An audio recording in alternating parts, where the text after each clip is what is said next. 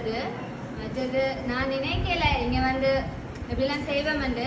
எனக்கு நிறைய விஷயம் உண்மைக்குமே என்ன படிச்சா இப்படி ஆகும், லோயர் படிக்கணும்ன்றது என் ஆசை.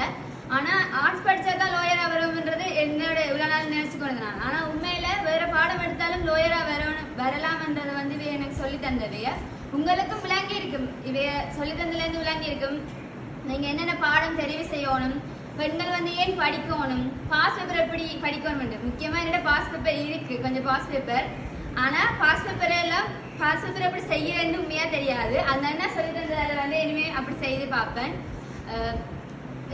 ஒயல் வந்து எல்லாரோட வாழ்க்கையிலுமே ஒரு திருப்பம். அதாவது நான் இப்போ ஒயல் எழுதுறோம்டா சில பேர் தான் பாஸ் பண்ணுவோம், சில பேரால பாஸ் பண்ணலாது. ஆனா அந்த என்ன சொல்லி தந்த மாதிரி செய்தா எல்லாருமே எஸ் எடுக்கலாம்.